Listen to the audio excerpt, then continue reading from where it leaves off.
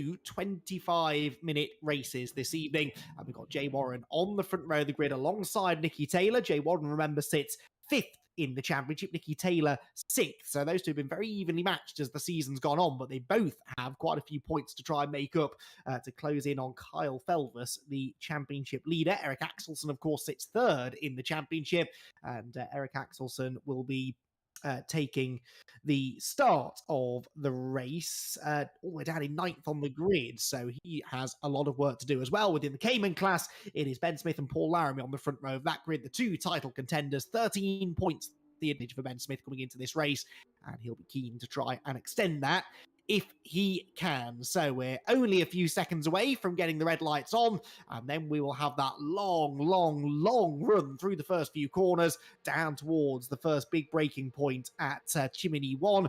Who is going to get there first then? The red lights go out now, and we are away and racing then for the 4th week of racing in the Porsche Cup. Very good start made by Jay Warren for pole position. Nikki Taylor will try and duck into the slipstream, no doubt, on the run down towards that first real corner. Andy Dorman slotting into 3rd, and Kyle Felvis 4th. So it is grid order so far. But and off goes. Was that Craig? No, that was Josh Martin, I think. Josh Martin exiting stage right. They arrived down at the end of the back straight though, and Andy Dorman's up the inside of Nikki Taylor for 2nd position. Gets a bit sideways. They're both running door to door, and that's really allowed Jay Warren to make, Jack, an early break. It has indeed. Yeah, Andy Dorman forcing Nikki Taylor out wide with a little bit of contact, but then let him back on the circuit and let him back into his position. Max Verstappen, are you watching? Dorman is also running very wide now, and he lets the championship leader, Kyle Felvis, nip up the inside for that late apex. And Dorman goes from hero, well, attempted hero, to potentially not the hero anymore. He's not quite zero, actually, has he? Because he's maintained that position with a slide up the inside through the hairpin. But Kyle Felvis and him are getting very, very interested in each other. It's not only allowing Jay Warren to break away, it's allowing Nikki Taylor to try and break away. And Elliot Dalton-Ayres and Joel Lask, the two Phoenix Sim Racing teammates, to close in. This, meanwhile, is the fight for the lead in the Cayman class. We haven't really had a fight for the lead in the Cayman class in any of the races so far this season, but Paul Laramie is keen to get back to winning ways. He's sticking with Ben Smith in the early stages, and as they head towards the end of the opening lap, the two of them are only a Cayman's length or so apart, heading through the S's, and actually not really being dropped yet by the tail enders within the GT3 Cup class. Right, out of the final turn, they will go then, and Jay Warren is going to lead them across the timing line for the first time. Nikki Taylor 2nd. This is the fight for 3rd, and Andy Dorman, after looking really punchy in the opening couple of corners, Jack, now having to fight a rearguard action. He is indeed. He was going from really aggressive. I think maybe that's because he knew the best opportunity to go forward was in that first lap. But the problem is it slowed him right up, and it's created a bit of a train behind him, hasn't it? And maybe Kyle Felvis just didn't quite get the lap together. Maybe they're all expecting him to have a little bit better race pace than he showed in qualifying. In 5th place and 6th place, though, Elliot Dalton-Ayres and Joel Lask are very interested in each other as well. And by the looks of the liveries, Andy, I'm guessing they're teammates this season again. Yeah, both running with Phoenix this season. So, yeah, Joel Lask is actually having a slightly stronger run so far tonight than we've been used to seeing from him. He's had a best finish all season of 6th. That was in the first race at Donington Park. Well, he's running in 6th place again now. And as you said, looks to have the pace of the cars immediately ahead of him. Down towards the final little complex section we go, and very early apex there for Elliot Dalton-Ayres. He tries to just roll up behind Kyle Felvis, who is not exactly getting bottled in behind Andy Dorman, though Dorman made a mistake there, got a wheel on the grass heading into the hairpin, and just couldn't quite make the apex. But yeah, Felvis not really noticeably anyway, Jack, getting held up here by Andy Dorman. Dorman seems to have the pace for 3rd place. It's just that no one is quite as quick as Warren and Taylor right now. Well, I think the difference between Dorman and then the top two is really the little mistakes that are getting introduced every so often. I think Kyle Felvis, potentially the reason why he doesn't look like he's being held up as much is because he's got that extra weight on board. It's just a theory I'm running with anyway, actually. How heavy is Andy Dorman? Just about to look at it. He's in 5 kilos, so he is the lightest by far of anybody in this top 5 positions. So, yeah, maybe he's sort of getting away with it slightly, but every so often he misses an apex, he runs wide, he goes a little bit too far on the grass, he's just offline in some way, so he is making little mistakes. That's why Taylor and Warren are pulling away, and Kyle Felvis, I think, is just hampered with the weight he's got on board. If he can pull out 2 top 5 positions out of these 2 races, I think he'd be very happy with tonight. Yeah, exactly, and might then lose a bit of weight, of course, for next week at Alton Park, which is possibly the hardest circuit on the calendar to carry the weight at, you would have to say, so might not be a bad plan. Meanwhile, back at the front, Nicky Taylor starting to reel in Jay Warren slightly. Now, Jack, what we've seen from Jay so far this season is he's very, very good in qualifying because he gets his head down over the 15 minutes, he builds up the speed, and he can put a quick lap in. Sometimes struggles in the early stages of the races. We've seen some mistakes on cold tyres in the past. Now, in this race, he was gifted, really, the first couple of laps to sort himself out and sort of get himself into the rhythm, and yet still, Nicky Taylor is now 2 or 3 laps in, able to close in. So this tells me that Jay Warren is going to have strong pace tonight, but perhaps not quite as quick as Nicky, who just looks like the fastest car on track.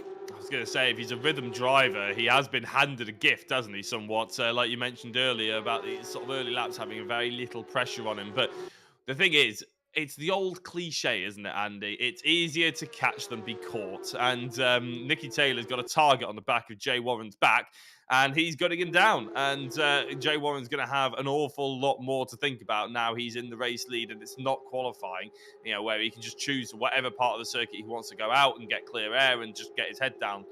He's now got a lot more to think about. So we'll see if he can handle the pressure and see if Nicky Taylor can apply it. Well, we all know Nicky Taylor is keen on applying pressure and sometimes overly keen. I wonder if Jay Warren has experienced the Nicky Taylor onslaught just in this championship so far. It's going to be interesting to see how he plays it out. They did have a couple of good battles last week, I seem to recall, at Croft. Whether it ended in contact, I actually can't remember, so we'll just say it didn't and hope that tonight's battle continues in the same vein. But yeah, good battle going on further back as well there, we saw, between Joel Lask and Eric Axelson. Axelson keen to try and move through, whilst Jay Warren has just put in actually the fastest first sector of anybody, with Nicky Taylor missing the apex behind him.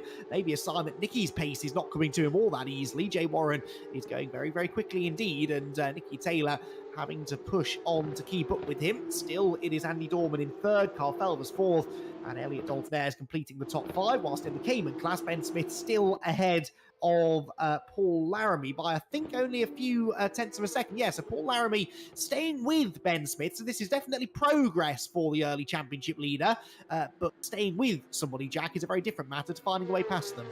Yeah, interesting to see their different approaches in the hairpin there as well, with Ben Smith carrying a little bit more speed but missing the apex, whereas Paul Laramie tucking in to try and get that apex. Traditionally, you want a bit slower minimum speed there, but unfortunately, Laramie had was trying to carry the same amount as Smith, which meant he ran a little bit too wide and ruined the nice run he might have got on the exit of the corner.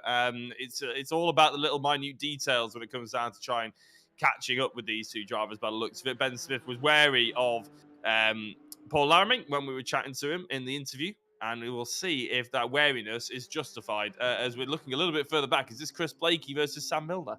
It is third place within the Cayman class up for grabs here. These two have been perennial podium finishers, really, within the class. Chris Blakey has had 4 podium finishes. Sam Milner has had 3, but Sam Milner closing in actually slightly here on his sparring partner. Meanwhile, this is Carl Felvers under attack from Elliot Dalton-Ayres. So Felvers has dropped away from Andy Dorman, and now his 4th place is in jeopardy. Dalton-Ayres up alongside him. He's on the outside line now, though, heading in to handed hand. Can he get the switch back and nip up the inside of the S's? The answer is no. But Felvers, I don't know whether he made a mistake that led to that, Jack, but he's certainly dropped away from Dorman. And Dalton-Ayres, who was on form a week ago as well, remember, picking up that 2nd and a 4th place finish, is all over the back of the championship leader now. Yeah, and Andy Dorman's shoulders will have just dropped in relief, won't he? Because he's just probably a little bit more relaxed, knowing the rear view mirrors have got a slightly smaller purple portion in their sights than they did a couple of laps ago. Elliot Dalton-Ayres did look like he had that position made, but a cool, calm and collected Kyle Felvers managed to get the nice run and get the switch back, knowing which corners were coming up soon and knowing how to use them to his advantage. I was going to say, it's interesting, actually, with Kyle leading the championship. I don't think he's won a championship in a long time. Has he won a championship at all, Andy? That's a question I'm going to pose to you. I don't think he has. And is the pressure going to get to him as Elliot Dalton-Ayres now looks to go the long way around and successfully does so? My question is, with the championship pressure on, does Kyle Felvers do what I said before and keep that top 5 goal in mind? Or does he try and go all out? Because at the moment, he's still not on for a bad set of results, is he? And amongst the Joel Lask and Elliot Dalton-Ayres pairing.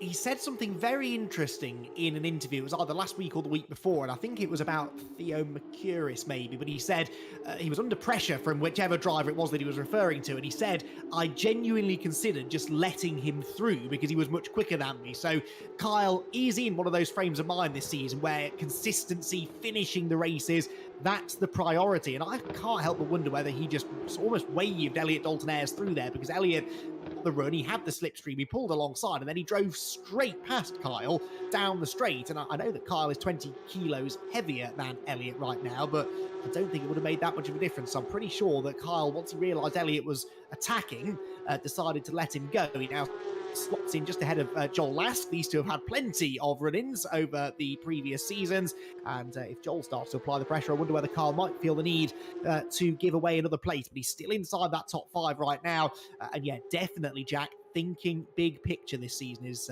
Kyle.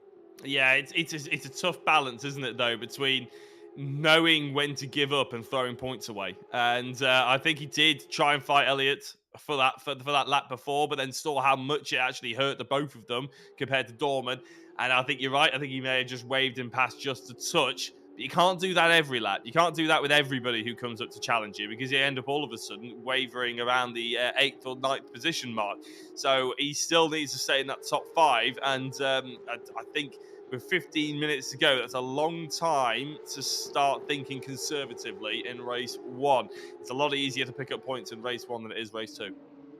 Yeah, good point. Of course, the further down the order that he finishes in this race, the better his grid position is for race 2. But right now, he's just going to end up mid-grid, although there's a mistake there from Dalton-Ayres. This is the last thing, really, that Kyle needs. If he has let Dalton-Ayres through, he now doesn't really need Elliott to start defending and making mistakes, because that's going to hold Felvis up and drop him back into the clutches of Lask and Axelsen behind. And remember, Eric Axelsen third in the championship, 24 points at the moment, adrift of Kyle Felvis. And if he gets an opportunity to attack Kyle, then you can bet your bottom dollar that Eric will have a go. Out of the final corner they go then. Felvis more than close enough now to pick up a bit of a slipstream down the main straight. This is a good view to have, actually, looking back at Kyle to see what difference that weight is making in a straight line. Not a huge amount, really, although Kyle, you would expect really to be gaining in the toe. Now maybe he just starts to, but is he going to try and take a risk by having a big look up the inside into turn 4? No, brakes noticeably earlier than Dalton-Ayres, who really fired it into the apex. You can do that there, though. There's quite a lot of positive camber on both of those corners. You can turn in early, gas it up nice and early as well, and the car typically seems to grip. So Dalton-Ayres takes the defensive line, doesn't lose any speed on the exit of the corner, I should say, and for now, at least, Jack retains 4th place. It does indeed, yeah. 2 different lines going through the corner there shows that Dalton-Ayres is maybe thinking a bit defensive. I think Joel Lask just went off the circuit very quickly behind him. Yeah, I think he did. And all of a sudden, he's fighting with Axelsen, and Carl Felvis will be loving that as Axelsen hits the inside curb massively. That's ruined his run somewhat, isn't it? And all of a sudden, this 4-way battle has suddenly become 2 two-way battles for 5th and 7th position. Axelsen spins himself round. I don't think we've seen that for a long time, Andy. Well, that was bizarre, wasn't it? Lask outbraked himself, and I think Eric saw a chance to get alongside, gassed it up, but then Joel was kind of coming across to the late apex, so that's going to be a really interesting one, because although it was Axelsen dishing up the contact, he came out worse, and I actually think he will argue that Joel Lask sort of cut across his nose there, so we'll wait and see if anything is done of that, but that certainly hasn't helped Axelsen. That's the 2nd week in a row, Jack, that he's had a spin in race 1. And bear in mind, he is 3rd in the championship, just getting himself caught up in a few little incidents. Now that, as you say, is pretty unheard of, really. The Eric Axelsen of old would hardly ever get himself caught up in bits of contact like that, clumsy bits of contact like that, and that's 2 weeks in a row where he has. Now, I know that he's missed a couple of seasons racing with us. I wonder whether maybe there's a tiny bit of race rustiness creeping in, particularly when it comes to wheel-to-wheel combat. Well, if you remember back to pre-GTV3 Championship, Eric Axelsen, he was perfect in terms of consistency. He was the personification of consistency. And then all of a sudden, we started to see a few little bits of, a few hints of mistakes, outbraking himself and sliding the car a little bit, and potentially race-ruining incidents. And we started to think, ooh, that's a bit suspicious. And then I think he stopped. He did stop racing, didn't he, for a touring car championship? And I think he's maybe lacking some of the practice and maybe some race rustiness has come in. So yeah, it's a bit of a shame, that one, but like you said, it could have been nothing to do with that, and it could have just been honest racing contact, couldn't it? And we don't really know, because we only get one view of it one time. The stewards get all views of it and as many times as they want. So yeah, we'll see how that one ends up, as Elliot Dalton-Ayres and Carl Felder still try and catch up to the likes of Andy Dorman, who seems to find himself in a bit of no man's land, I think. But Nicky Taylor is quite close to Jay Warren, I think. No, actually, he's not. I don't know what my timing screen is saying. There is Nicky Taylor. Still about 1.4 seconds away.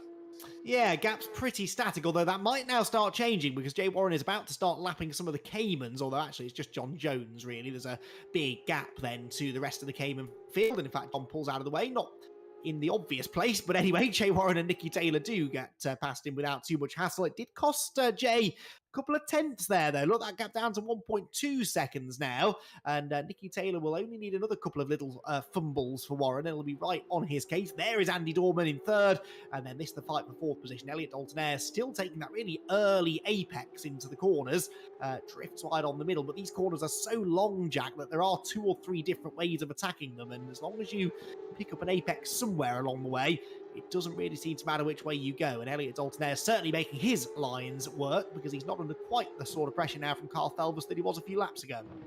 Ethan Hill's just put in a purple sector 1. Just worth shouting him out. I know he was on screen, but I was chatting about Eric Axelson, so I've got to give him a shout out, Ethan Hill, here, because he has gone quick in sector 1, and he's got Craig Curtis ahead of him. So maybe the sort of enthusiasm to try and overtake for 8th position is spurring Ethan Hill to be a little bit quicker here. Josh Martin in 11th place has gone green in sector 1 as well. So quite a few people actually going quite quickly. You're right, Andy. It does look like a track with the various sort of quite long corners, and I'll be honest, that's not really my sort of track. I don't think I'd particularly love it, and apparently, according to Adrian in the YouTube chat, Kyle doesn't really love it either. And I can sort of understand why maybe he's struggling, and maybe he's trying to play the longer game then. If it's not his track, he doesn't feel confident enough to attack and overtake and everything like that, then yeah, picking up the points where it's needed is probably much more sensible. But by the looks of a few other people, Warren and Taylor, it certainly suits their driving style. Yeah, I do sort of take their point, though, with that, because, yeah, it's not the kind of track I like. I like the sort of short, sharp changes of direction, 90-degree corners, and, yeah, these sort of long, flowing corners that don't necessarily suit my driving style either. But, you know, as a championship contender, you've got to just try and get the best out of these rounds that you can. That, I'm sure, is what Alf Elvis is trying to do. So too, Paul Laramie, but it looks like he's going to have to settle for another second place here within the Cayman class, because he's dropped a couple of seconds back now from Ben Smith. Look, and this has been a really interesting race, probably a very frustrating one for Laramie, because it did look in the early stages like he was going to be able to take the fight to Ben Smith, but just gradually, as the laps have worn on, Ben Smith has just gained a 10th here, a 10th there, and try as he might, Laramie just can't match those lap times. And now Smith is very comfortable doing the times that he is as well, isn't he? Because he's rarely made a mistake, so he's able to do it consistently as ever, whereas maybe Laramie is pushing a little bit harder to try and catch up to Smith, and that's maybe meant he's put a wheel off, and you know, he's opened those gaps up a little bit further than he would like. But yeah, you can't deny Ben Smith is very quick. I'd be interested to see what he's like in the GT3 car. With a little bit more downforce, a little bit more grunt, whether he'd be at the front of the GT3s or whether he's maybe stuck down in sort of the top 5 position. I think with the pace he's shown in GT4, he certainly would be competitive. As we watch Ethan Hill now trying to get a bit of a run on Craig Curtis, going down into the sweeping right-left. Nice and camber there. I have to say, that's a corner I would enjoy, but it's not a corner Ethan Hill has just enjoyed, because he's ended up overcooking it, missing the second apex, and well, somewhat screwing it up. But it reminds me somewhat of the first and second corner at Silverstone in the international circuit. That sort of it's Abbey, isn't it? Not Cops. That's sort of right and left. Yeah, you're right, although this one has a lot more camber and looks a lot prettier. But yes, you're right, it's a similar sort of idea, isn't it? And really, the first sector of this track, so much fun when you get down towards turns 4 and 5 as well. You can throw the car in, use the camber to catch you, and really get on the throttle nice and early. It's a great fun circuit to drive on, but not the easiest of places which to overtake, and that certainly has been evident tonight so far, although no one really has got close enough to Jay Warren to try and overtake him. Nicky Taylor was closing in the early stages, but now Jay has got into that rhythm and has started to put together some really good laps again. We're into the closing stages now, and Jay looks good value for the race win, doesn't he, Jack, really? And, if he can put together a solid second race, then he's got a very good chance of netting some good points. But that's really where Jay has been weak so far this season. He's had an 8th, a 7th, and a 7th in the 2 reverse grid races. And we've always said, haven't we, that's where championships are won and lost. Yep, second race always much harder, and if you can perform in those, then you're always going to be in a good stead come the final couple of rounds. I've got a question for you, Andy, that's going to really test your memory here. But you did say that you commentated on Mark Warren in the real life championship as well. The only reason I bring this up is because Jay Warren's car has a bit of a whiff of elite motorsport about it. I don't know if you can really tell about who did Mark Warren race with. And my only wonder is whether that looks like an elite motorsport livery. That is a lovely train of thought, but a pure coincidence, I'm afraid, because he raced with Raceway Motorsport, which is the team that Jay has entered into in this championship as well. But no, you're absolutely spot on. That is Elite Motorsport all over, which is interesting because they're a direct rival of Raceway Motorsport. Yes. So, well spotted. But no, Raceway, I believe, a team that they've had a fairly long-standing connection with now. Yeah, I was going to say Raceway. I think they were set up by Luke, who used to mechanic for Want to Race back when I was in G40s. Great little setup there actually. And it's no longer a little setup, is it? In the real world, they're actually trying to fight on multiple fronts in multiple championships, aren't they? So it's good to see them succeeding. And a bit of a shame that the Elite Motorsport and that livery didn't really click. I thought I was being very clever there, but unfortunately, as per usual, I'm not being very clever. Craig Curtis is fending off Ethan Hill, though, far better than I am making connections. Yes, indeed. And Craig Curtis, 8th position at the moment then. The Welshman, if you can't tell he's Welsh, just take one quick glance at his livery, which always stands out amongst the crowd. He's got Ethan Hill not far behind him, Andy Carroll not far ahead of him. Andy Carroll's someone who I really felt a bit sorry for last time out at Croft. He, in the end did manage to get back on the podium in race 2, but he got sort of muscled out a little bit at one point and then fought back nicely actually to get a season best finish of 2nd place, and not quite recreating that now, but that was in the reverse grid race. You never know, with race number 2 still to come, that could present an opportunity for him to get another couple of good results. Behind these 3, we've got Eric Axelson and Josh Martin, both of whom are recovering after early spins. Remember, Martin was off at the very first corner. Oh, and Axelson, who sails it off into the hairpin there at Companion is almost getting into the back, actually, of Ethan Hill. Lost a bit of time as now Josh Martin closes in, but Axelson needs to try here, Jack, and gain a few more places if he can. Well, either that or does he go for the reverse grid? But he's sort of languishing in the middle, actually, isn't he? Because the GT4s get to the put to the front of the overall grid. So Axelson will only find himself in about 8th or 9th place, which really isn't ideal for a reverse grid either. He's, as you said, languishing somewhat. He does need to get up a position or 2, and that's not the way to do it. Himself and Josh Martin pushing far too hard through the hairpin and ruining their run on Ethan Hill. So the teammates start falling over each other. The Retry Racing team somewhat struggling a little bit. And Ethan Hill, Eric Axelson firing so much speed into the entry of the corner, ruining his exit. Indeed, so I think Eric would probably wish that there was a retry button that he could press and start this race all over again. It's not really worked in his favour, although Josh almost bump drafting him now through the first few corners. That is a risky move, even by my standards. Is he now going to try and pull out of the slipstream and have a go into the braking zone at turn 4? The answer is no. And Eric Axelson retains the position. We'll have one more lap to go after this, and that's Dalton Ayres. That is Elliot Dalton Ayres off the road from inside the top 5. What has happened to the Phoenix sim racing driver? He's, I think, maybe pulled off to the side of the road, Jack. Now he gets going again, but that had all the hallmarks, and still does have all the hallmarks, of a hardware issue. Yeah, I don't know even where he is. He's just gone straight on somewhere, hasn't he? Has his steering failed or something like that? He seemed to be able to accelerate and brake, but he just didn't seem to be able to turn the car. So that is a big shame for him, but a massive let-off for Kyle Felvers, isn't it? Because he gains a position, as does everybody else. That's another couple of points back in his back pocket for the championship leader, even if he's not going to catch Andy Dorman. Is that a bit of it going to give Jalask a bit of an impetus to try and push forward? I don't think he's really close enough, as this is still the closest fight that we've got on circuit.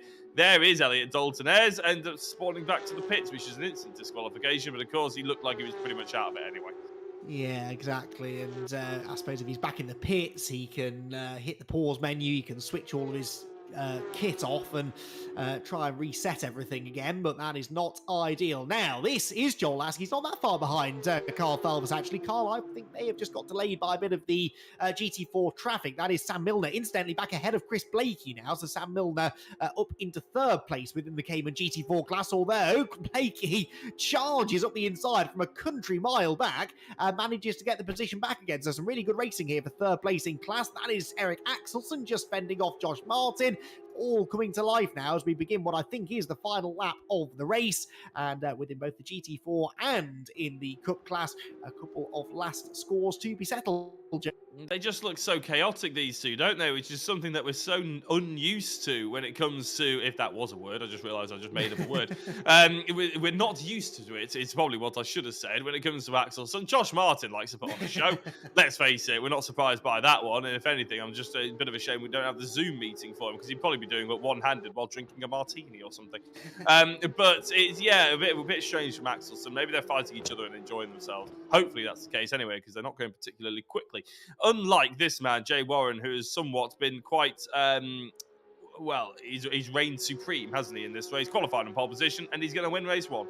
Yes, he is. And final corner then, a lights to flag victory for Jay Warren, who claims his second victory of the season and moves himself well and truly into championship contention. It's Nicky Taylor who comes home second, and Andy Dorman gets himself onto the podium. That is Andy's first podium finish of the season, and finally finish out of fifth position. Then we've got Carl Felvers and Joel Lask, Andy Carroll next ahead of Craig Curtis, with Ethan Hill, Eric Axelson and Josh Martin completing the top 10. Now, within the Cayman class, Jack, Ben Smith had to work harder for this, definitely, no doubt about that, but in the end, look at the margin he's pulled over Paul Laramie. That is just sheer consistency. It is indeed, yeah. He's not put a foot wrong. We haven't seen that much of him, don't get me wrong, so we can't really say that with hand on heart, as in if we were in court, but he has been, frankly, brilliant. Paul Laramie to drop off that much must be good consistency from Ben Smith, and maybe a couple of mistakes in there from Paul Laramie as well. If we're looking at their best laps, then Paul Laramie is not that far off Ben Smith, to be fair. They're both in the 39s, the only drivers to be within the 39s in the GC4 category, and in fact they're low 39s as well. So those two certainly are class of the field, but as he rounds out the final corner, it's going to be Ben Smith to take home yet another top step of the podium. Win 5 from 5, still a 100% winning record for Ben Smith. Paul Laramie comes home second, and it's already been Sam Milner who has claimed the final spot on the GT4 class podium, so another podium finish for him, but Paul Laramie, more points lost to Ben Smith, and well, he's going to have to rely on a bit of good fortune, I think, now in race 2, try and undo some of the damage. Well, that second race will be coming your way very shortly. Before that, we're going to take a very quick break, after which we'll chat to our top 3 drivers from each class.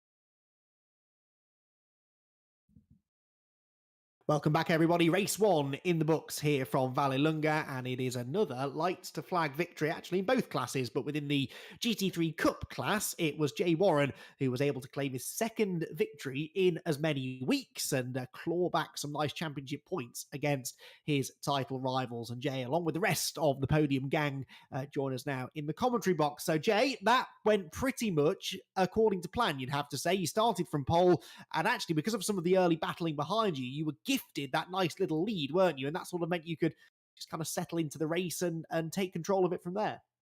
Yeah, exactly. I think I got quite a bit lucky at the start because there was, as you said, a little something went on behind, and it just gave me a small buffer. And then from then, it was just about pushing flat out. I mean, it was very intense. Nicky was very quick, so it was just about like trying to do qualifying lap after qualifying lap. It was really intense. And that's worth pointing out, I think, sometimes, because from the outside, it looked like you were just controlling it, managing the gap. You weren't really under too much pressure. But a second and a half is not a big gap at all, is it? And it's such an easy place to miss a breaking point or miss an apex or spin the ring on corner exit. You couldn't afford to make a mistake, but so easy to make one. Yeah, definitely. No, I was not managing at all. I was pushing really hard, and it was good. Yeah, thank you. Well, Jay, congrats on the race victory. Best of luck for race number 2. Next up, though, Jack Oliphant catching up with our second place finisher, Nicky Taylor. Yeah, so Nicky, congrats on race number. On second place in race 1, I should say. Actually, if I could get my words. It looked like a fairly uneventful race after the first 3 laps. Yeah, pretty much that is what happened. Kind of, I got through at the start, like I had a really decent start. And then Andy, I didn't expect Andy to come down my inside, so I saw him come down my inside at the last minute, and I thought, screw it, I'll just bail left just in case I don't want to come into contact. And then I think we managed to both get through the corner all right, and then he started battling a bit with Kyle, so gave me the break. And then I was trying to catch Jay with also conserving tyres because my front right was going off a bit, so that was a bit sketchy. And then had a few moments there which I just needed to iron out. If I hadn't had the moments, I think I would have been at least within more of a chance of getting Jay because of the GT4s. But just consistent. And for me, it's probably the first round I've actually been decently on pace. So just happy to come away with second. Do you reckon you could have pushed a little bit harder if you knew it wasn't a 25-minute race? Because early doors, you did look like you could catch up to the back of Warren. I mean, I tried to push as hard as I could at the start, and it was gaining on Jay, and it seemed to be going quite well. And then I just as I said, I made a few little mistakes, and it just cost me the gap. Like the gap went from about a second to about 1.5 in like one lap, and then and then at the time I was just too far back to even mount a challenge when the GT4s were there. But still decent points haul, and so far going quite well. Well, Nicky, it was entertaining for us to watch in the early stages. Hopefully, and you normally do, you'll provide some drama in race number 2. Good luck for it. Hopefully so. Cheers. Thank you very much, Nicky. Now, third position within the Cup class was Andy Dorman. Yes, he was. There we go. So I didn't see you in the chat then, Andy. But Andy, welcome to the podium for the first time. I mean, he came close a couple of times earlier on the season, but a very consistent season. But what do you think has changed tonight to allow you to break into the top 3? I think it's just the challenging track. It doesn't take much of a mistake to knock you quite far back, I think, in qualifying. And you obviously weren't making mistakes, so it must be the kind of track that you really gel with then. Is it the sort of fast flow nature of the track, or is it that more technical second half that you really enjoy? I quite enjoy the second half, but it is really difficult to keep it in a straight line. It wants to go sideways and run wide on corners and things.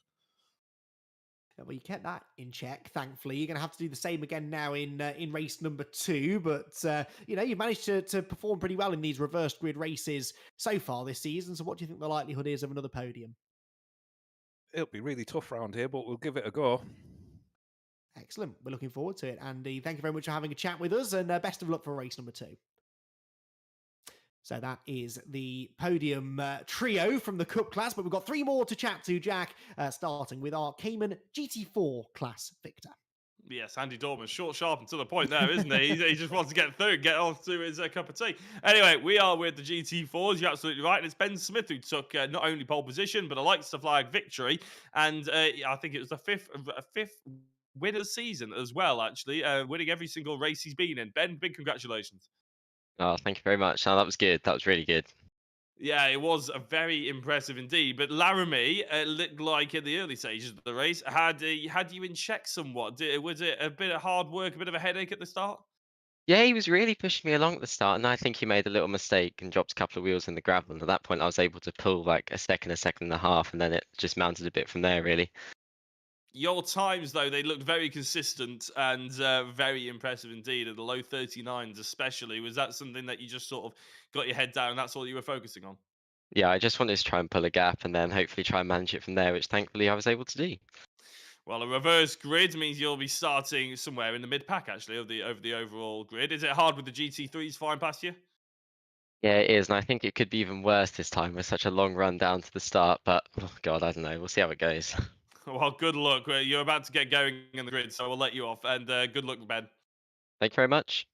Thanks very much, Ben. Second place in the class, Paul Laramie. Well, Paul, we just heard Ben explain a little bit of what happened to you. There was a small mistake, was there, somewhere? Was keeping up with him for the first part, and then the sort of second last corner just dropped a couple of wheels on the gravel, and that was it. Lost a second or so, and his consistency made it couldn't catch up. I felt like I was gaining a bit in the lap, but then lost a bit in the second half of the lap, and but yeah, enjoyed it, but it just couldn't quite have enough pace to catch him. Well, Paul, we're going to have to leave it there because I know race 2 is coming very shortly, but well done on the podium. Best of luck for race number 2. Thanks, Andy. And one more to have a chat with. It's our third place finisher in the class, Chris Blakey. Yes, Chris, it looked like a bit of a hard work, that, but was it satisfied? Did you enjoy it? Yeah, it was good fun. I cocked up the start and I span once and had a half spin, so it was a bit of a mare. Good racing with Sam though, so yeah, I was quite surprised I got third back. Well, hopefully the GT3s can avoid you and you can reignite that battle with Sam in the second race. We will have to leave you because you only got before the start of the race. Thanks, guys.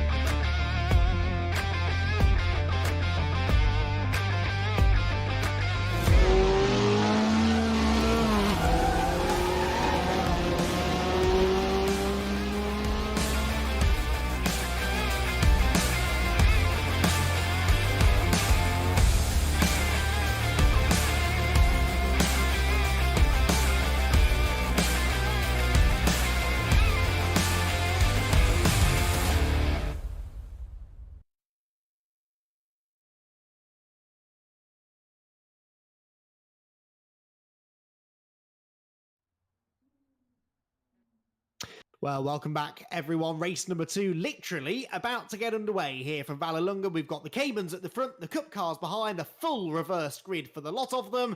Thankfully, a long run down into the first corner. Let's see what happens. Well, it's not a good start from Sal Milner at the front of the field, so Paul Laramie breaks through. Kei Kogashiwa in the pink BWT liveried car coming through as well, and there's already contact, and that's Nicky Taylor, Craig Curtis, and Andy Dorman all off as well. But the two of the race 1 podium finishers in strife before we even get to turn number 1. Look at Jay Warren there, the yellow and black car, trying to pick his way through as well. It is Kei Kogashiwa, though, who leads the way. Josh Martin in second position, Eric Axelson third, and Kyle Felvers up into fourth position. We heard Jay Warren say earlier on that is Kyle's big strength, really, big advantage over the rest of them, his ability to make that early progress in the reverse grid races, and he's done it again, Jack. He has indeed, and he's got Axelson and Josh Martin ahead of him, and in seasons gone past, we'd say that's a very difficult couple of drivers to get past. Kai Kagashiwa, as we mentioned, is in the lead currently. I have to say, I haven't commentated on him before, but he looks like maybe he's not making too many mistakes at the beginning of this race, which is nice to see. So taking it in his stride, this reverse grid.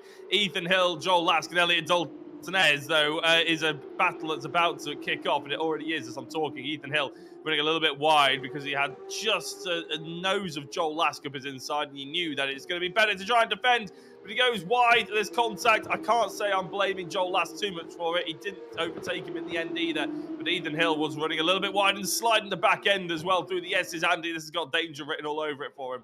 Oh, he's got cold tyres written all over it as well. I think that's the big problem here for Ethan Hill. And now Lask looks on the inside, almost has a nibble at the rear bumper of the 5th place man. But this is creating a real roadblock. The top 4 have gone. They've scarpered up the road. Meanwhile, in the Cayman class, there you saw it was Ben Smith still leading the way. But Kei Kogashiwa leading overall within the Cup class. Josh Martin 2nd and Eric Axelson 3rd. All 3 drivers who would dearly love a good race result here tonight. And they've got the points leader, Carl Felder, seeing an opportunity to score well just behind them. Hill still 5th. Joel Lask there has actually given away 6th position to Elliot Daltonez, his teammates. So Elliot Daltonez trying to make up for seemingly a hardware issue in race number 1, making some nice progress. And then it is Jay Warren. So Jay Warren only in 8th place for the time being. But look, the battling up in front, Jack, should give those further back an opportunity to close in. I think Kyle Felder is the driver that's probably going to be most appreciative of this little holding up that Kai is giving the front 2. The 2nd and 3rd place driver, because Ethan Hill doesn't look like he's really concentrating on going forward, does he? He's concentrating more on fending off the likes of Daltonez and Joel Lask, whereas Josh Martin and Eric Axelson so far can't get past the pink Porsche. Here is Ethan Hill yet again, just sweeping out, able to take that racing line as Elliot Daltonez looked at the inside, but there was never really anything on there, was there, Andy? It seemed like he was just offline for the sake of it. Ethan Hill, knowing full well he wasn't in any kind of danger, but there is Jay Warren just behind. If the 2 Phoenix drivers aren't careful, they're going to start getting picked off. Yeah, and Jay will really want to try and clear these 3 as quickly as possible to set off after the leaders, where we have had a change. Eric Axelson now up into 2nd place. So Axelson clears Josh Martin at the final corner. Not really a place where you tend to see a huge amount of overtaking, but Josh Martin is coming back at him now. Look, in the slipstream through turns 1 and 2, and then down the long run towards turn 4. Will we see Josh Martin make a move? Carl Felder, interestingly, not really able to get within striking range as of yet, as they drop down into turns 4 and 5 then. Kogashiwa hanging on. Axelson into 2nd, but Kogashiwa's understeered off the road, and through goes Axelson, through goes Martin, through goes Felvers. Just a little bit too eager on the loud pedal there. You would think you could understeer in a rear-engined, rear-wheel drive Porsche, but turns out that you can, and Kei Kogashiwa, unfortunately, drops off the podium. Yeah, making it the easiest pass they could all 3 of them think to muster as well. It was probably going to go. They were probably going through scenarios in their head about how they were going to get past him, where they were going to get past him, and all of a sudden he just jumps off the circuit for them. I'm sure they'll appreciate it. As the Phoenix Sim Racers still battling over who is the first person to be able to try and overtake Ethan Hill. Now, Ethan Hill might have a bit more of a headache here because all of a sudden he's the one who's got to get past Kai Kogashiwa, and he might well end up going a little bit too slowly for the likes of the Phoenix drivers. So they could end up taking advantage of the slower cars as the 2 retry racing machines almost fly into the back of each other. I do wonder why. Have we ever got an explanation as to why they changed their name from Mean Green Racing Machines or whatever they were before? No, maybe because Axelson's coming back to have another try at VRRC. I really don't know. I mean, this has come out of the slightly warped minds of Josh Martin, I would imagine. So trying to find any logic in it is probably not really worth the effort. But if he finishes on the podium, Jack, you can ask him that question, because this is by far the best opportunity, really, that Josh has had for a podium so far. And, well, given the fact that the chasing pack aren't really catching these 3 yet, he might just be able to stay there to the flag. And Carl Felvers doesn't look super racy either in 3rd position. So right now, Axelson and Martin reasonably comfortable out in front. Then it's Kogashiwa in 4th. In the Cayman class, by the way, should point out, Paul Laramie went off on the opening lap. I didn't get a chance to mention it at the time, but Laramie went off on the approach to the tight left-hand hairpin at Serrata, which is sort of just beginning the second half of the lap. So not sure how he got there. There must have been contact with somebody. But there you can see he's just got himself back ahead of John Jones. So that's now 4th place in the class, but that, Jack, is not what Paul needed. No, it isn't. And with Ben Smith leading that GT4 yet again, it's really not looking good for Paul, is it? I think Ben Smith is going into the second half of this championship somewhat running away with it. The only thing that can really save a potential charge for Paul is if Ben has a really bad round, which obviously we don't wish on anybody, and hopefully none of these drivers really wish on anybody, as Elliot Dalton-Ayres gets a little bit of a love tap at the backside from Joel Lask, a little bit of a hurry up potentially, because he's got Jay Warren, race 1 winner, hunting him down just behind, and Ethan Hill really is the cork in the bottle, I'd say here. Yeah, seems to be the case, doesn't it, really, as they round the final turn. But a real sign of how difficult it is to pass round here. Jay Warren, who had all that speed in race 1, just can't find a way past Joel Lask, can he? So he's sort of stuck down in 8th position for now. Nicky Taylor is 9th, by the way, after his spin. Now, look, Nicky's not far behind this group. So Nicky Taylor for the top 5 is not beyond the realms of possibility either. We saw that he and Jay were comfortably the fastest drivers on track in race 1. And here they are towards the back of the top 10. Nicky recovering after that spin at the very first corner, but all is not lost yet for young Nicky. No, he's not. He's actually going very, very well. He is being helped somewhat by Ethan Hill, obviously. They do go on the Google Meets call. I'm sure he's sending his thanks and telling Ethan to got the good work as Ben Smith gets overtaken by one of the GT3 machines. In fact, actually, he's putting up a pretty good stint here, actually, isn't he? Trying to fight off the likes of Andy Carroll, actually. So Andy Carroll does eventually get through, thanks to the grunt of the GT3 car, but I have to say, fairly impressive Ben Smith as we cut back to Ethan Hill and Elliot Dalton-Ayres continuing their race-long battle. Elliot Dalton-Ayres throws in the fake, looks up the inside, Ethan just about fends him off. There was just about a GT3 car's width to have a look at, but I think that Elliot probably did the right thing in not gunning for it.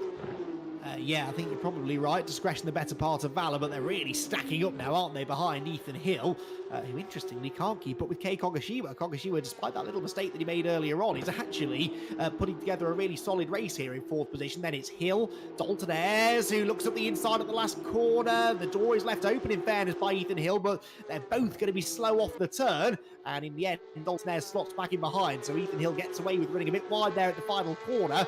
He's now punching a hole in the air for Dalton-Ayres to try and benefit from. Dalton-Ayres, remember, his car is the heaviest of the two, and that perhaps is explaining why he's not yet really closing in now. Maybe starts to... Oh, that was Kogashiwa. Kogashiwa has obviously put 2 wheels in the dirt there, going through the first few corners, and another little mistake, just as I was saying nice things about him, Jack, knocks him down a couple of extra spots. Yeah, I think you could only assume that he put the wheels in the grass. It just looked like he was pulling over and was just stopping early, didn't it? It's a bit of a strange one, but he hasn't let the rest of them through. So, oh no, he's done more than that. He's bumped them both off. He hasn't let them through. He's bumped them off. As Joel Lask, Elliot Dalton-Ayres, Ethan Hill, he'll end up making contact, but it's all Kai Kogashiwa, wasn't it, really, who ended up going into the back of Dalton-Ayres. Joel Lask goes through. Here is Jay Warren trying to take advantage of it all. Oh, and Kogashiwa nearly wasn't done yet, actually. Nearly got into the back of Jay Warren. Warren was the one he, I think, Lasker hip check, and that knocked him into Ethan Hill, so it was all kicking off. Kogashiwa now trying to come back at Jay Warren. This is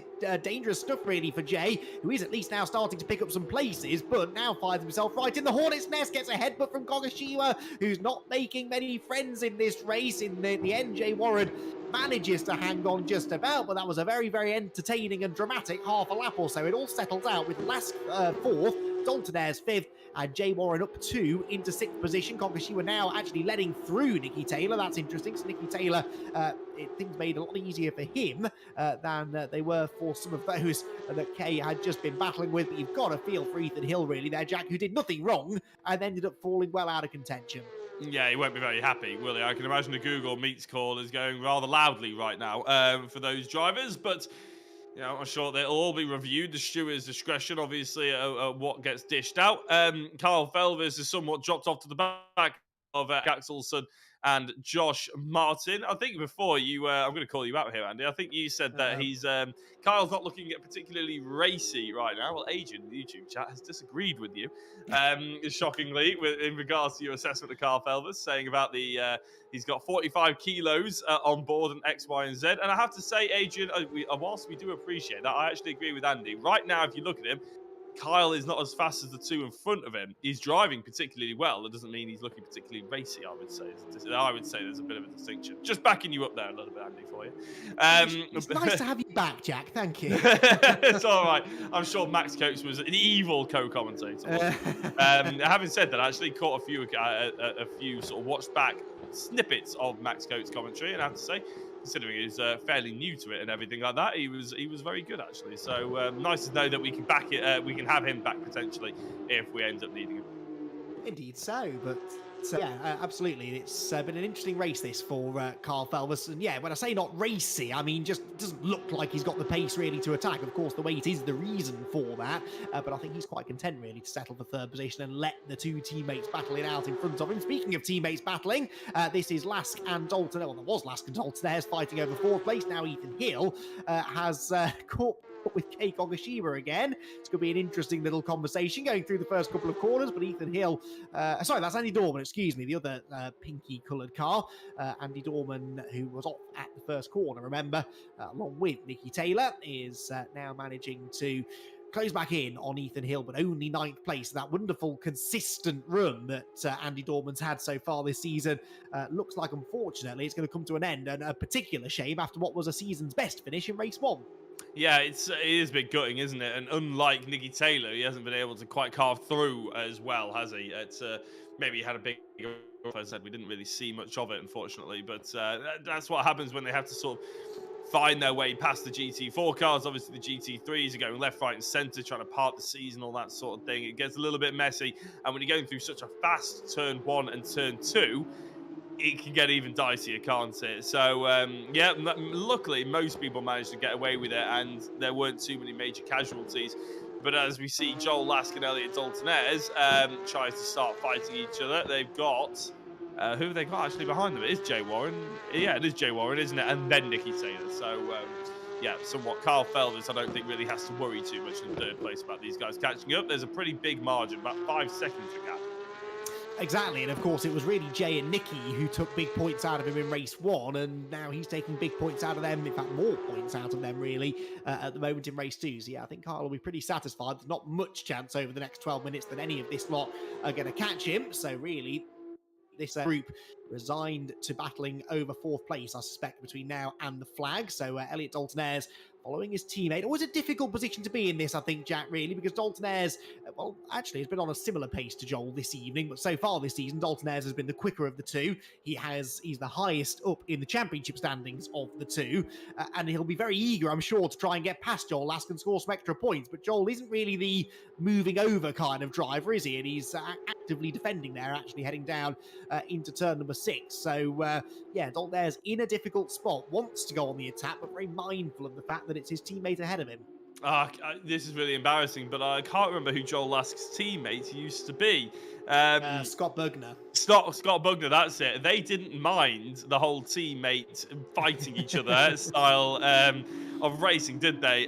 So you got to wonder whether Elliot Daltonez has got into this agreement and this relationship knowing Joel Lask doesn't really care whether your teammate or not, or whether he's expecting some nice treatment. I suppose we're about to wait and see. Yes, yeah, I remember fondly those Scott Bugner, Joel Lask battles that, well, Ethan Hill, unfortunately, was having a battle with Andy Dorman. That's clearly gone south. He's been off the road, and Andy Carroll launches up the inside and leaves him plenty of room on the exit of the corner. So much room that actually Ethan Hill's going to manage to stay in front, and no, he's not. He's going to run out of grip on the dirty side of the road.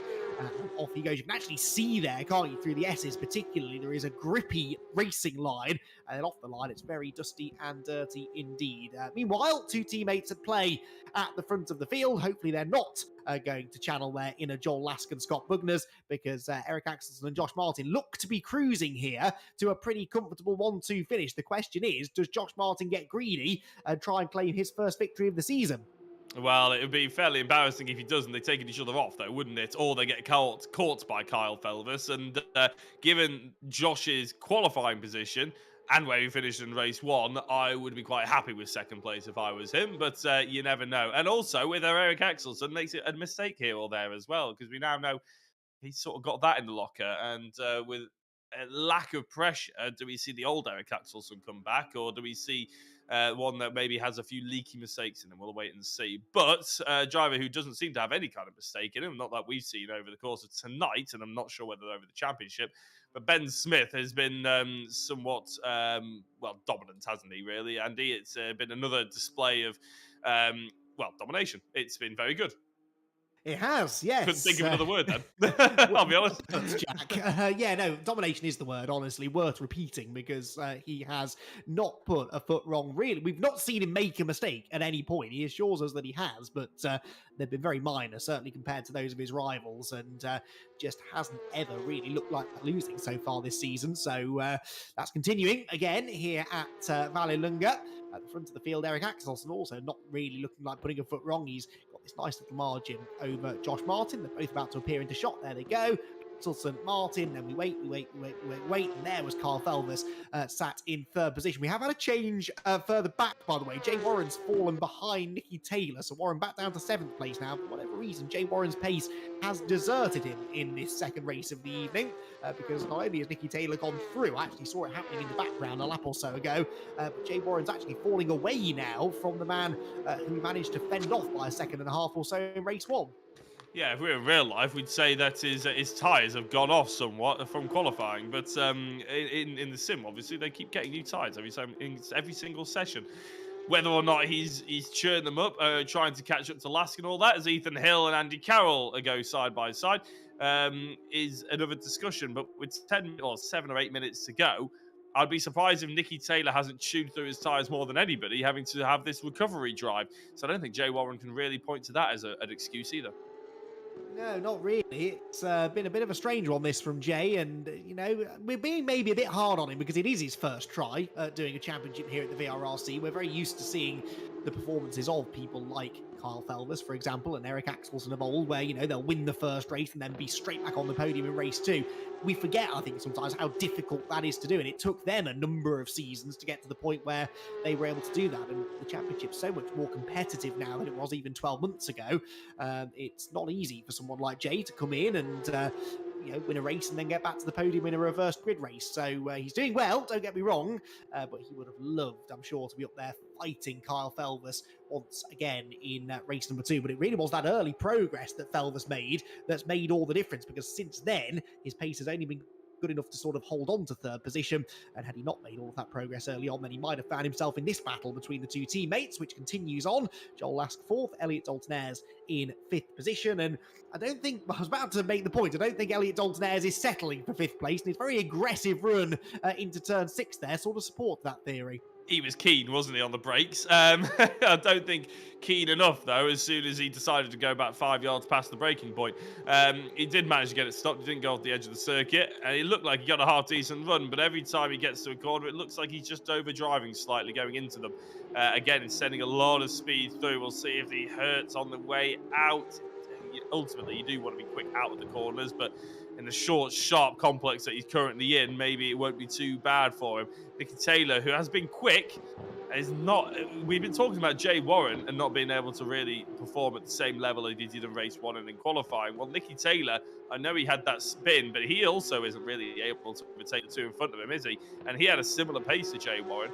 So it just, I think, is one of those tracks, Andy, which is very difficult to get any kind of momentum going. And to be fair, in these GT3 cars, very aero heavy, I wonder if the wash is hurting them just a bit, and they're having to come off the throttle a little bit, so they're struggling to follow each other. Well, I've noticed sometimes when we've been on the rear-facing camera through that sequence of corners that we've just been through there, turns 1, 2, and 3, I have noticed the car behind very often dropping back as they go through the turns. And I think that is what that is about. I think it's because they're having to lift off because of that aero wash. Ethan Hill, meanwhile, has given up. He's in the pit lane. He's going no further. And after his dramas earlier on, his race sadly is run. So Ethan Hill is not going to make it to the finish. But yeah, I think you might have a point there about the dirty air, particularly through those corners, because they're flat out turns 1, 2, and 3, but only just flat out in cars like these. And when you're on the limit like that, you need all of the aerodynamic grip that you can get. Nicky very late on the brakes, heading into the tight left-hand hairpin then, as they were in the process of lapping John Jones. Nicky almost saw a chance to put the moves on Elliot Dalton-Ayres, but Elliot managed to see that one coming, stays in front for now. Yeah, Nicky going for that later apex as well to try and get a bit of a run. Again, as Andy was saying before, a couple of different lines available to the drivers here.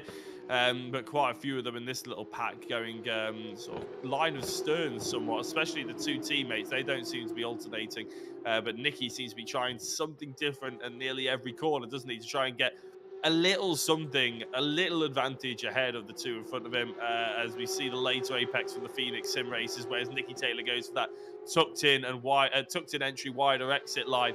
He's got a decent run here though, and to go down to the chimneys, he might actually have a chance.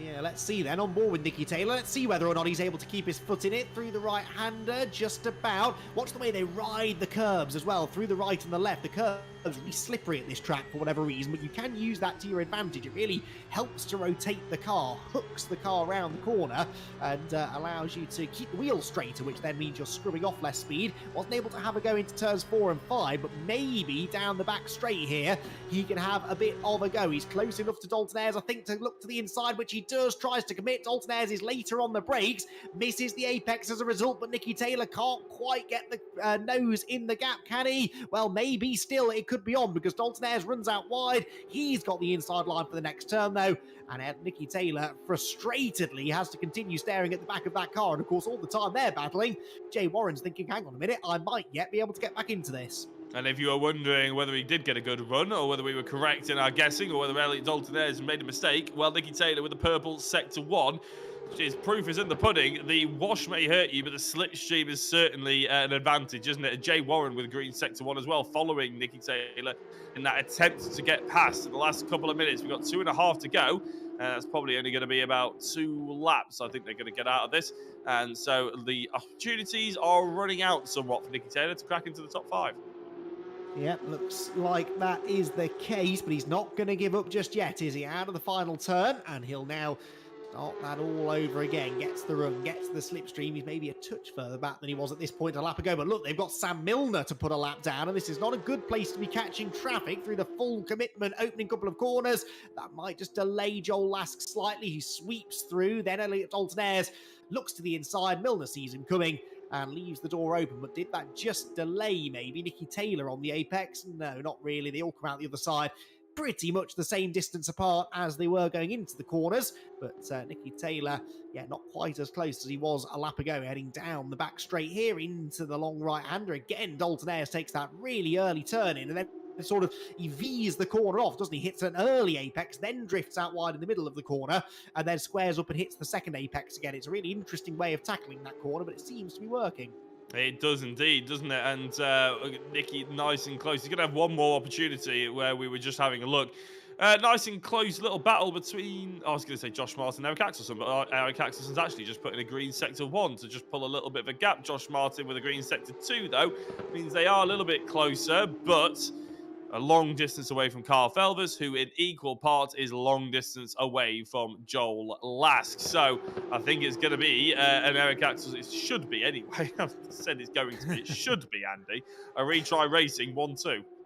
Should be, but we've seen stranger things happen, and certainly Josh Martin is not seemingly content with finishing seconds, so let's not be handing them out the points just yet. We'll get them to the line first. Here comes Nicky Taylor round the final corner, and he is in 7th place. Yeah, dropped back, hasn't he, then, from that group ahead, so I was about to try and work out why I thought Nicky Taylor was on his own. He wasn't before, and he's definitely had a moment. So he slips down into 7th place.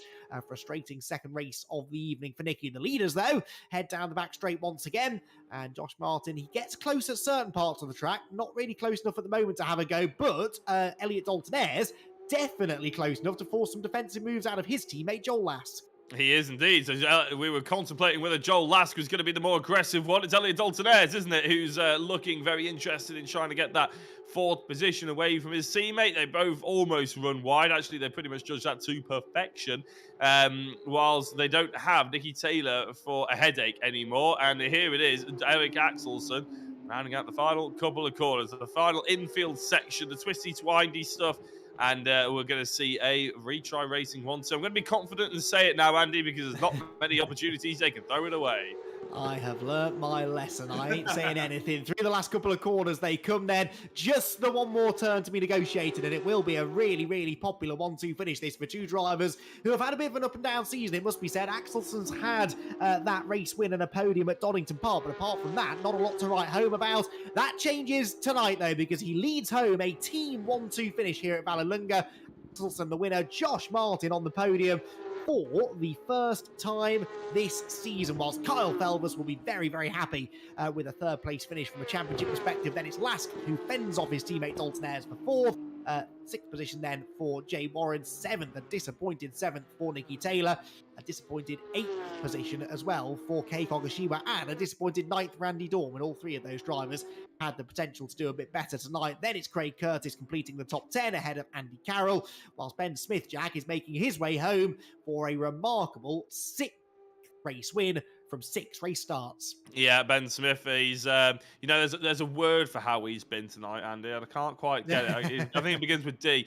But I have to give a quick shout out to Paul Laramie as well, who has recovered from his spin on lap 1 and is currently in second place. So, although it's a bit of a shame the way that Paul Laramie's come in second place, he has still picked up those points. So, ultimately, to him, that's the most important thing. But Ben Smith does now come across the line, and he'll be... Oh, sorry, no, he doesn't, actually. He hasn't quite hit it. He's going around the final corner, isn't he? But he does come across the line in about 10 seconds' time to pick up yet another victory, and we'll be happily having another chat to him in a couple of seconds' time. Here is Paul Laramie coming around the final couple of corners, and it's been a pretty decent showing from Paul, but he hasn't quite been as quick as he probably would hope to try and challenge for that top step.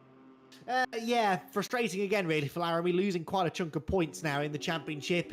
He's going to have some work to do going into the second half of the season, but second place is a solid finish nonetheless, and at least he's banking points. You never know what the future may hold. Third place has already gone to Chris Blakey, meanwhile, within the Cayman class, but it's Eric Axelsson who claims another race victory, his second of the season within the Cup class, and we'll be chatting to him and the other top three in just a few minutes.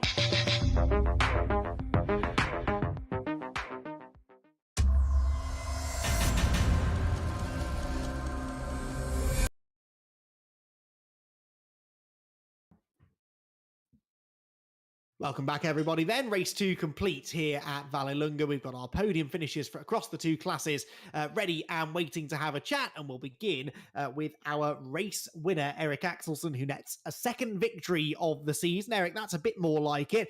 Fair to say, I think, that you've had better pace, really, over the last couple of weeks than your results would show. Just a bit of bad luck, really, finding you. And that was true in race 1 tonight, wasn't it? Yeah, yeah, that's a correct analysis, I think. I've been, I've been really like I'm inconsistent this championship, and it's a tricky car, and but when when reverse grid hits right, there's still a chance.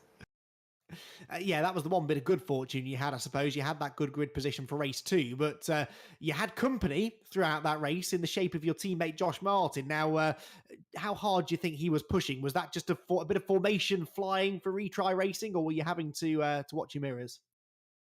No, but I mean, he felt like he had a pace for sure. So I think I couldn't make any mistakes. He would if I made any mistakes, he would have taken me, I think. So yeah, that was a good one. And obviously a much needed pair of results really for the championship as well, because you were third coming into this week, and Theo not being here means you might have moved up into second place. So do you think over the second half of the season you've got what it takes to really take the fight to Kyle? We'll see. We'll see. It's tough, and I already had my drop round for sure. So I need to really outperform to be able to be a championship contender this championship, I think. Well, at least you've managed to end the first half of the season with some good results, Eric. Congratulations on the race again next week. Thank you, Andy. So that's Eric Axelsson, then the race winner in the Cup class. Now, Jack, I think, is able to have a chat with the man who certainly was pushing him hard there in the closing stages. Yes, indeed, Josh Martin. You never seem satisfied with the second place, even if it's your teammate ahead of you. How close were you pushing him at the end?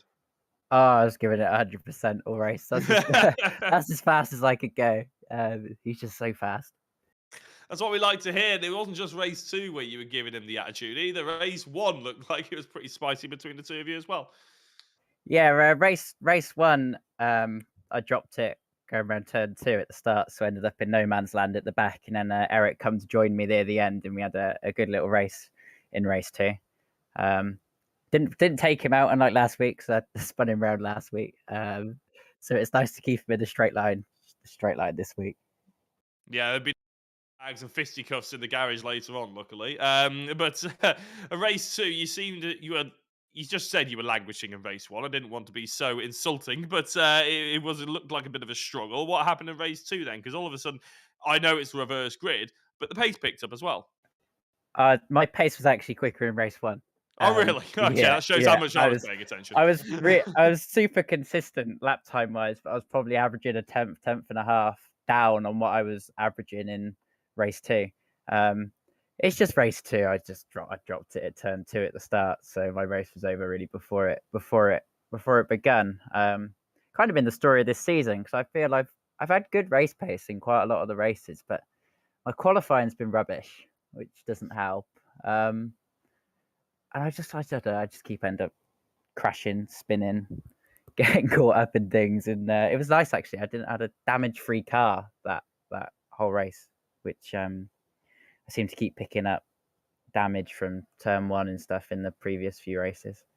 That is nice, because of course in the sim it is so expensive to fix the front bumper and stuff like that, isn't it? So it's nice to save the pennies. Oh yeah, it costs an absolute fortune. Yeah. Well, Josh, congratulations on the second place, and always nice to catch up with you as well. Good luck for the. Cheers. Thank you very much.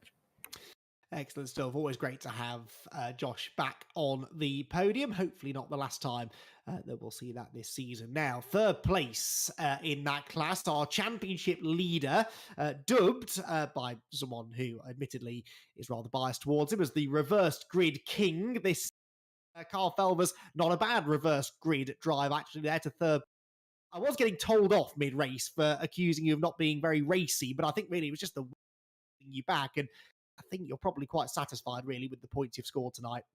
Yeah, I think it's good points, and that's all I was aiming for, though. I wasn't trying to be that racy. I just wanted consistency, and, that's what we've brought, and that's what we've had. So, consistency is key in a championship like this. If you can consistently get good points all the time, then that's what you need. You don't need to be making mistakes and, having bad races like some people.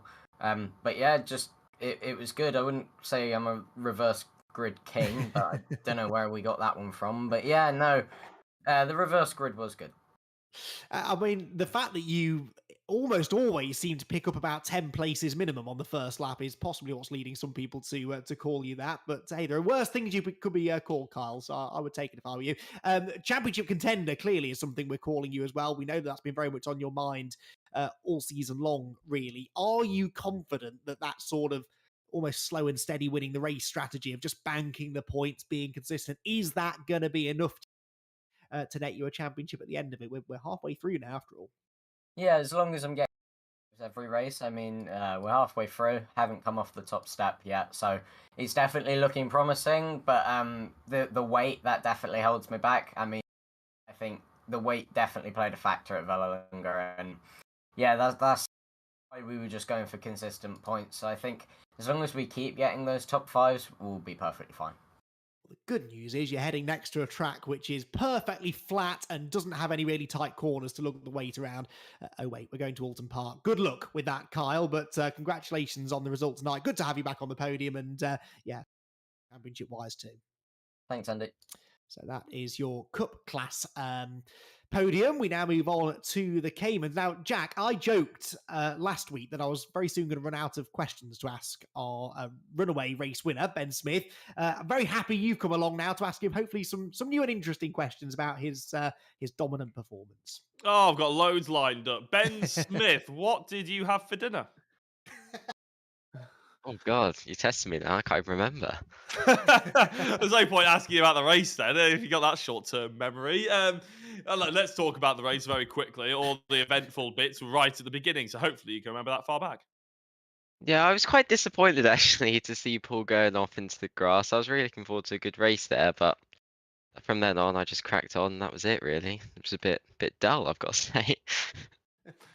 I genuinely am struggling a little bit, but you say it's dull. Have you ever thought about jumping up to the GT3 category? Is there a chance that towards the end of the season, if you had the championship won and mathematically you would jump up and see how quick you are in that? Yeah, by all means, I'd definitely give it a go. I'm a big Porsche fan, so whatever it is, I'm happy to give it a whirl. This is actually that's just sparked a good question. Thank you very much. What have you done before in the sim world? Andy's probably asked you this over the season, but I don't know. So indulge me. I mean, I've been told that iRacing is a cursed word around here, but I have been doing that in recent times, and also a bit of ACC as well. But just generally a few leagues here and there, just more casual stuff. This is the first sort of no proper league I'd say I've done. It's really good fun though. Well, by the looks of it, you're doing pretty well in the proper leagues as well. So fingers crossed you stick around. And as you said, maybe jump up to the GT3 on the last round if it is won mathematically. But that's probably a bit insulting to Paul Laramie because it looked a lot easier for you in that second race than it was just because he had that little spin, didn't he? He looks like he's getting a little bit quicker. Oh yeah, 100%. His pace was definitely much more with me this weekend. Like I say, I was looking forward to a good little fight. He got a bit unlucky again. Well, Ben, it's been a pleasure speaking to you 3 times tonight, and I'm sure we'll probably be speaking to you again next week. Yep, all being well. Well done on the extra first place. Thank you very much indeed. So well done, Jack. You need to pace yourself, though. We've got another 4 rounds of questioning, so make sure you... There we go, good stuff. Right, moving on. Second place in the Cayman GT4 class was Paul Laramie. Again, you're making a habit of this these days, Paul, these second place finishes. I mean, time was you would have given your right arm to be consistently finishing second, but it's just not quite enough at the moment, is it? No, just not quite enough. Got a bit unlucky at the beginning of that. Got a good, decent start off the line. Got through the gap between Chris and Sam, and then got to I can't remember what corner it was, but just got swamped by the GT3s and had a slight touch and spun me around. So by that point, it was just seeing if I can catch back up again. Yeah, we caught a glimpse of that in the background. I was going to ask you how you got there. We now know, but it's a big shame because we heard Ben there saying he was relishing the chance to have a bit of a scrap with you in that one. And, based on the pace that you've had tonight, I think that could have been a possibility, couldn't it? Yeah, it was. I mean, I got a decent start. I got in front of Ben, but just kind of got a bit swarmed into I had cars either side going into the tight left-hander, so it just got a slight touch. But yeah, it would have been a good battle, I think. There's places to defend here, there's places to attack. But shame it's spun round, really. But pleased to get back to second place. Chris was unfortunately had a spin when I was chasing him down, but yeah, as a points, like it's been trying to score points consistently and see what happens at the end of the season.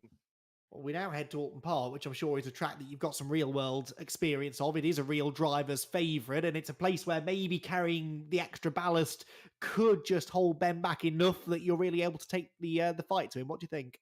Yeah, I think so. I like Alton Park, although it was one of my less favourite tracks this year in the real world when I blew my engine up. But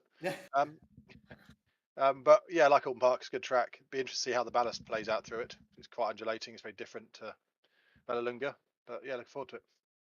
Excellent stuff. Well, Paul, congrats. 2 solid second place finishes, and we wish the very best of luck for next week. Thanks, Andy. That's Paul Laramie then. We've got one more person to chat to, and it's the man who's been really alternating podium finishes with Sam Milner. Jack, it was Sam you chatted to in race 1. This time around, Chris Blakey joins us on the podium. Yes, Chris, congratulations on the 3rd place. I'll be honest, while Andy was having a chat there, I was writing down some questions for Chris next time. Sorry, Ben Smith next time. Yeah. But yes, a 3rd place. It's nice to secure under your belt, isn't it? Yeah, it was. 2 third places tonight, so not too bad. I was really hoping to try and keep 2nd. I was frantically doing maths in my head, watching the gap of Paul close me down. And I was just thinking, if I just keep it a few tenths, just a few tenths here and a few tenths there, then I dropped the wheel and it spat me off. Oh. It's just something rotten, and just that was it. So, is what it It's is. always the way, isn't it? You spend so long deliberating about like doing this mental maths, and all of a sudden you're ends up thrown away by a dropped wheel or some contact or something, isn't it? You have to do it all over again, which is a bit of a shame. But in terms of the championship, it puts you in a pretty nice position, doesn't it? Do you see yourself potentially catching up to the likes of Ben Smith or Paul Laramie at all in terms of the pace deficit, or is that fight with Sam Milner really the one you're focusing on? I've got to do something to try and find, like, I haven't had much practice this week because I've been away this week.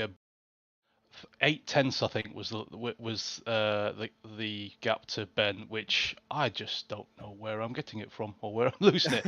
So I'm going to try and get some fair bit of practice in for Alton. I love Alton, both in the real world and on the sim. So fingers crossed, we'll try and make up some ground. Well, not to sound too much like I'm brown-nosing, but I'm sure that Rich can help you with some driver coaching if needs be. That is one of the Simulator VRRC products that is on offer here at this community, but I'm sure you'll probably be able to teach him a thing or two as well. Now that would... Oh, well done. I know, yeah, I like that little segue there. Thank you very much. But yeah, Chris, well done on the 2 third places. You never know, hopefully we'll be speaking to you, next week or at some point this season. Yeah, see how next week goes. Thank you, guys. Excellent, good stuff. And Jack, are you getting paid extra for all the plugs? Is there something going on I should know about? I feel like I should be getting paid extra for the 20 minutes we ran over, to be honest.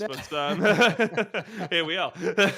Good luck with that. Right then, let's get this then, shall we? By taking a look at where we're heading to in a week's time, because we are heading into the second half of the season now.